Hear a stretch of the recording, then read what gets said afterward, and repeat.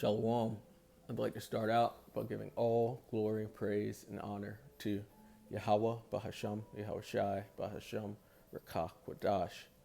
Double honors to the elders and apostles of the great millstone, and Shalom to the elect of Israel. This is Eny in Atlanta, and I was listening to my daughter sing some nursery rhymes, like she always does, and it got me wondering about the roots of those nursery rhymes and if any of them that she sings actually go back to some derogatory thing towards Jacob. Jacob being the Negroes, Latinos, and Native Americans. And so it got me looking on the internet, and I eventually found this article. It's from the Reader's Digest. It says 8 children's nursery rhymes that are actually racist. It says, can a catchy little rhyme really be that problematic? Yes, and it's one way racism was inextricably woven into American life. Get ready to cringe at these childhood favorites. And you notice once you come into this truth that you start seeing and hearing a lot of the common phrases and terms that are used around here, and that they actually go back to some racist root against Jacob. And so, like, for example, the term motherfucker, that's from them putting bags over our heads and making us breed with our mothers to produce bigger, better, stronger slaves for their use to build up their kingdom. And another term would be picnic, from them going and picking a Negro and then sitting there and having lunch while they slew and hung him from a tree. And it's all around. But moving back to the article, it says anything but innocent. It's no longer enough to say I'm not racist. We need to be anti-racist, and that's harder. To be anti-racist, we must look at our everyday routines, our communities, and our own families, eliminating even some of the things that have brought us joy as children, so the next generation can be healthier and stronger. One of those things is nursery rhymes, many of which are deeply embedded with racism. And this stuff's not ever going to stop. The Most High is for his people, which would, in today's terms, make him a racist. Not by color, but by bloodline. He's only for the nation of Israel. All the other nations are just drops from a bucket. And so this is actually never going to stop. But the tables are actually going to turn, and everything they did against us will be done unto them, starting with the Edomites, who are the self-proclaimed white race. They're going to get it the most in the kingdom. It says, according to the New York Times, by age 4, children recognize basic racial stereotypes. Often these stereotypes are so normalized, it's easy to misidentify them and thus dismiss them as historical or eliminate it when, in fact, they continue to circulate in new forms in children's culture. As Robin Bernstein, author of Racial Innocence, and just from the sound of that name, it's probably a small hatter, trying to play victim again, puts it, racist tropes often hide in plain sight. In children's nursery rhymes, an obviously racist, sexist, or anti-Semitic term might have been replaced with a word considered less offensive, but the new term can be just as triggering to black, indigenous, and people of color as the original epithet. They're always labeling us and categorizing us and calling us different names instead of everything except for Israelite, what we actually are. While it's important to build your library with excellent children's books, it's equally important to protect your child's developing mind from racist narratives like the 8 listed below. And we're going to skip through this first one, Old Mother Goose and the Golden Egg, because it's just trying to victimize the 1948ers, and they love playing victim. Ten Little Monkeys. It says, you have likely sung some version of this nursery rhyme to your children, teaching them to count backwards and also just to amuse them, but it has an insidiously racist backstory, which is originally derived from a nursery rhyme called 10 Little Niggers, which counted down by illuminating 10 different horrible ways for black boys to die. One version of it features this line: 10 little nigger boys went out to dine. One choked his little self, and then there were 9. The use of this rhyming song in children's books and in minstrel shows over many decades reasserted a false sense of superiority in Southern whites, while still burning because they lost the Civil War. And there's always been enmity between us and them. And it literally helps teach white children to hate. Here's more on the psychology, blah, blah, blah.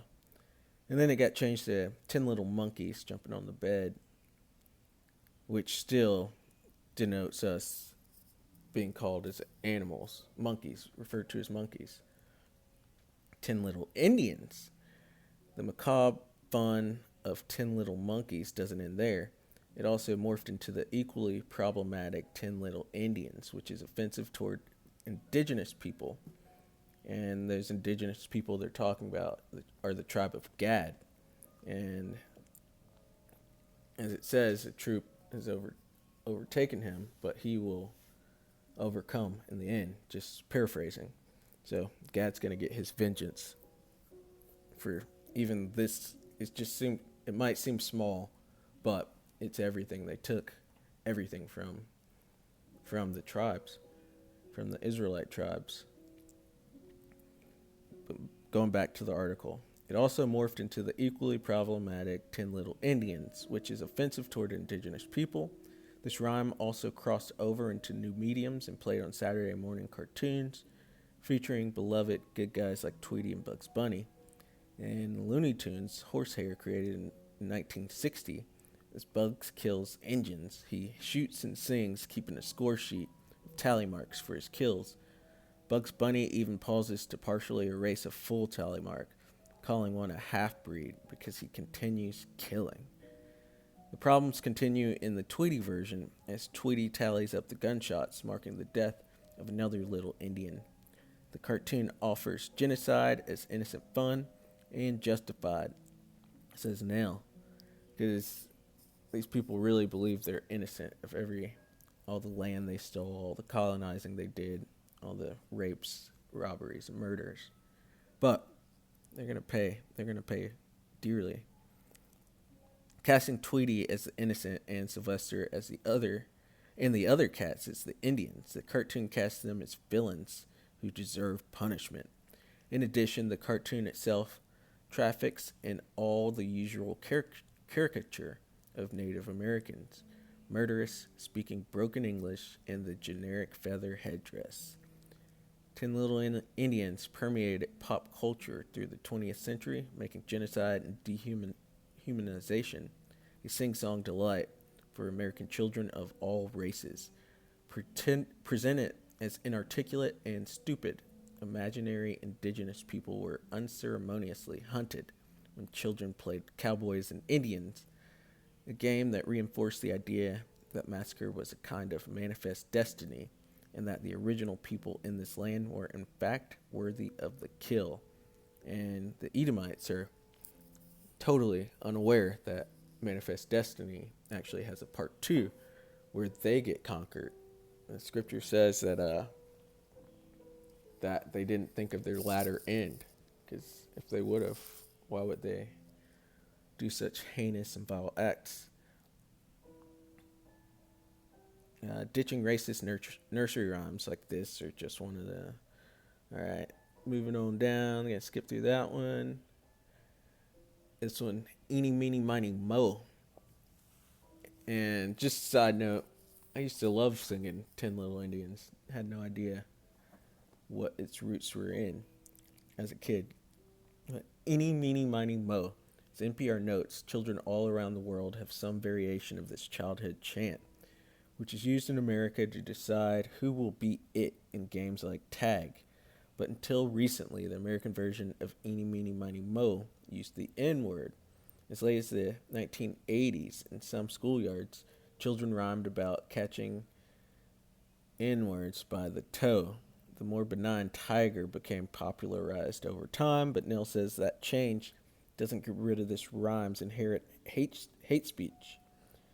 Though I too heard the tiger version when I was a kid, he says the rhyme has such a strong association with the N word that it should be retired permanently. Even using the tiger version may activate a traumatic memory for people of color.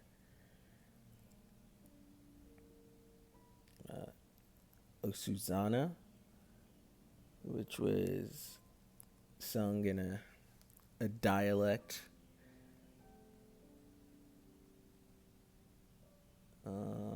Shortening bread used to use the term mammy instead of mama. Jimmy cracked corn. It says black children, or southern tribes, have been terrorized over the years by this song's explicit references to slavery, as it happily sings about the old massa gone away. While you still hear it in today, this song was popularized in the 19th century and often used in blackface minstrel shows, according to Nell. Back in the day, it was also performed in Negro dialect by white men in blackface. And that's about it on that article. But just getting into some of the little ways in which they offend. This is Deuteronomy 28 and 37, because all of this, being made into songs and chanted by children, this all goes back to the Deuteronomy curses. And so this is Deuteronomy 28 and 37.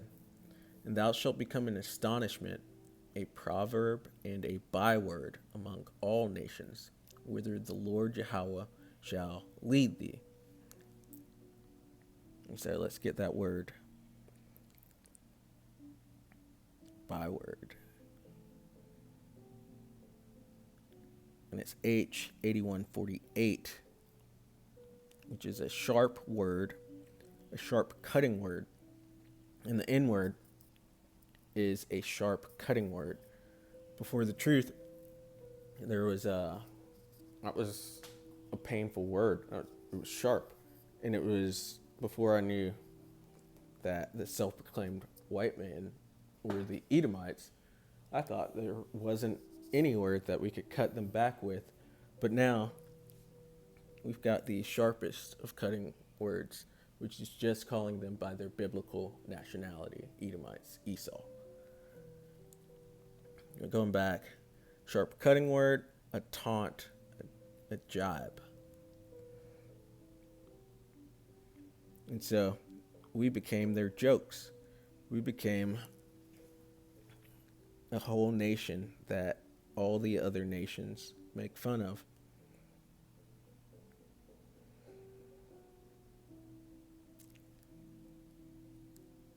This is Job 30 and 8. They were children of fools.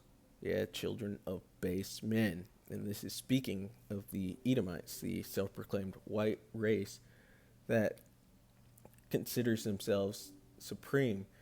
They consider themselves the top race. But the scriptures call them fools and base men. And they are fools. They touch the apple of the Lord's eye and expect to get away with it. They're, like I said earlier, they didn't consider their latter end. And they're actually at the bottom of all the races. They are base men. It says they were viler than the earth. And the scriptures say, no more shall the vile man be considered liberal. So their time is coming. Now I am their song. Yeah, I am their byword. And we just saw a whole list of songs. Excuse me, Slovakia. A whole list of songs against us, in which they were making fun of us, picking at us, and they're sung by even by Israelites. They teach it to Israelites, which is just atrocious. We'll jump back to Deuteronomy 30 and 7, because all this is going to turn around on them. Deuteronomy 30 and 7. And the Lord Yahweh thy power will put all these curses upon thine enemies and on them that hate thee, which persecuted thee. And all the heathen nations are enemies, according to Psalms 83. But first and foremost, as in Psalms 83, it names the Edomites. And they are our biggest enemies. And so these curses are going to fall on them double. They're going to get double what they gave out to us. Switch over to...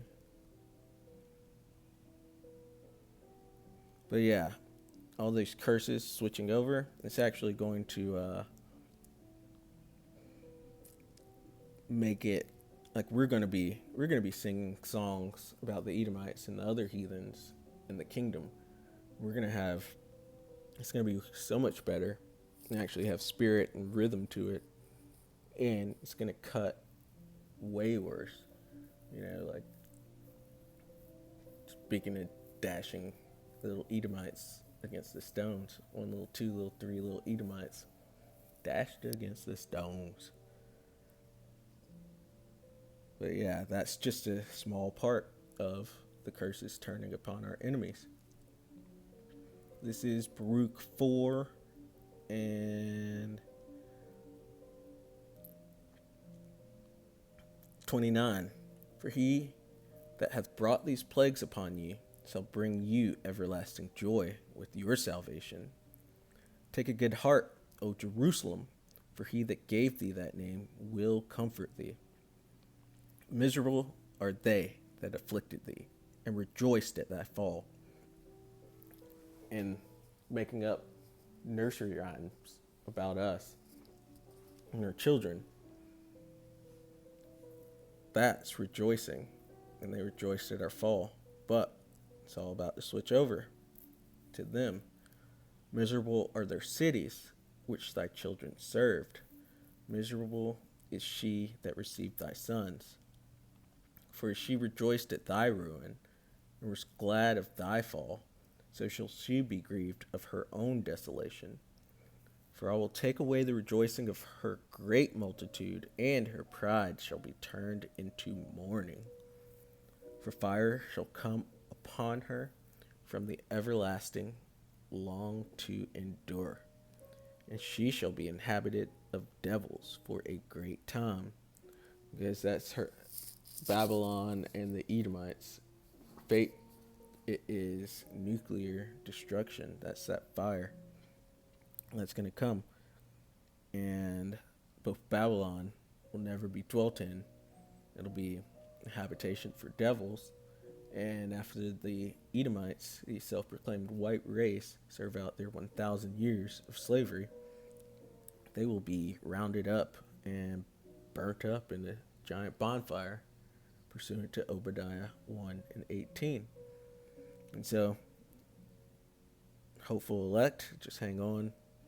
We're almost out of here. This place is falling quickly. The prophecies are happening quickly. And it's looking like we just need, or there's a few prophecies, but the major ones bring the MOTB to be pushed, and then for World War III to start. And then after that, Yahweh Shai will return and bring us deliverance out of the hands of the devil. And so, with that, Lord willing, that was edifying. I'd like to give all glory, praise, and honor to Yahweh, Bahasham, Yahweh Shai, Bahasham, Rakach, Wadash.